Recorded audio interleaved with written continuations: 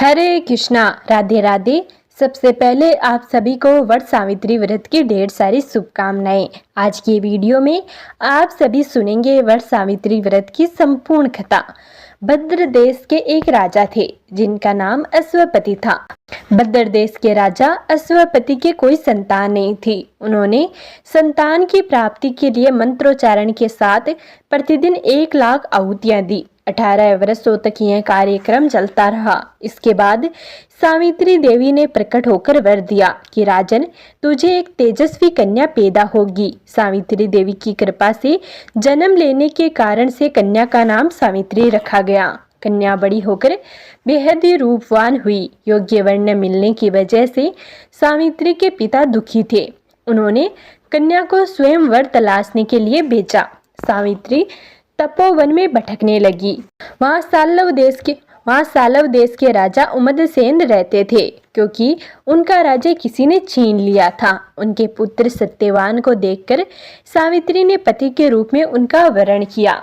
ऋषिराज नारद को जब यह पता चला तो वह राजा अश्वपति के पास पहुंचे और कहा कि हे राजन, यह क्या कर रहे हैं आप?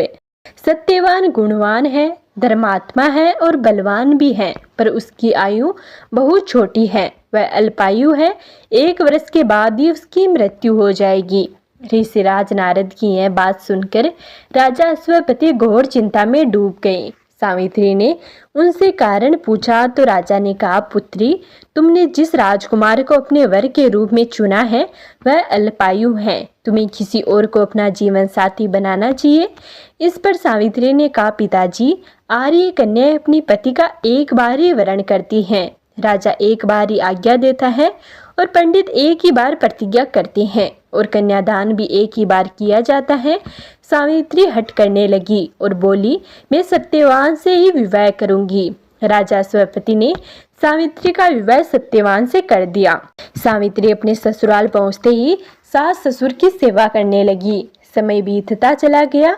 नारद मुनि ने सावित्री को पहले ही सत्यवान की मृत्यु के दिन के बारे में बता दिया था।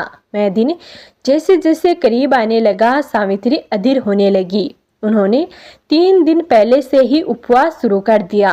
नारद मुनि द्वारा कथित निश्चित तिथि पर पितरों का पूजन किया। हर दिन की तरह सत्यवान उस दिन भी लकड़ी काटने जंगल चले गए। साथ में सावित्री भी गई। जंगल में पहुंचकर सत्यवान लकड़ी काटने के लिए एक पेड़ पर चढ़ गए। तभी उसके सिर में तेज दर्द होने लगा। डर से व्याकुल सत्यवान पेड़ के नीचे उतर गए। सावित्री अपना भविष्य समझ गई। सत्यवान के सिर को गोद में रखकर सावित्री सत्यवान का सिर हिलाने लगी। तभी वहां यमराज आते दिखे। यमराज अपने साथ सत्यवान को ले जाने लगे। सावित्री भी उनके पीछे पीछे चल पड़ी। यमराज ने सावित्री को समझाने की बहुत कोशिश की कि यही विधि का विधान है, लेकिन सावित्री नहीं मानी। सावित्री की निष्ठा और पति परायणता को देखकर यमराज ने सावित्री से कहा कि हे देवी, तुम धन्य हो, तुम मुझसे कोई भी वर मांगो। सावित्री ने कहा कि मेरे सास ससुर वनवासी हैं और अंधे भी हैं, उन्हें आप दिव्य ज्योति प्रदान करें। यमराज ने कहा कि ऐसा ही होगा, जाओ, अब लौट जाओ। लेकिन सावित्री अपने पति सत्यवान के पीछे पीछे चलती रही। यमराज ने कहा, देवी, तुम वापस जाओ।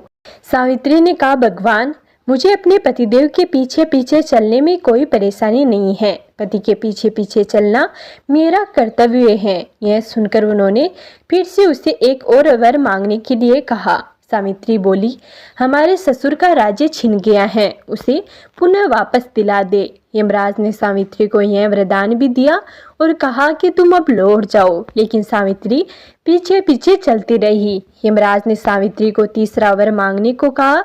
इस पर सावित्री ने 100 संतानों और सौभाग्य का वरदान मांगा। यमराज ने इसका वरदान भी सावित्री को दे दिया। सावित्री ने यमराज से कहा कि प्रभु, मैं एक पतिव्रता पत्नी हूँ और आपने मुझे पुत्रवती होने का आशीर्वाद दिया है। यह सुनकर यमराज को सत्यवान के प्राण छोड़ने पड़े। यमराज अंतर ध्यान हो गए और सावित्री उसी वट वृक्ष के पास आ गई जहाँ उसके पति का मृत शरीर पड़ा था।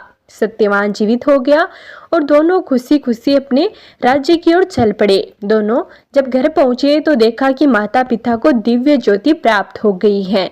इस प्रकार सावित्री सत्यवान चिरकाल तक राज्य सुख भोगते रहे। अतः पतिव्रता सावित्री के अनुरूप ही प्रथम अपने सास ससुर का उचित पूजन करने के साथ ही अन्य विधियों को प्रारंभ करे। वट सावित्री व्रत करने और इस कथा को सुनने से उपासक के वैवाहिक जीवन या जीवन साथी की आयु पर किसी प्रकार की कोई संकट आया भी हो तो वह टल जाता है। तो ये थी सावित्री और सत्यवान की कहानी। अगर आपको यह वीडियो पसंद आया हो तो प्लीज़ वीडियो को लाइक और चैनल को सब्सक्राइब जरूर करें।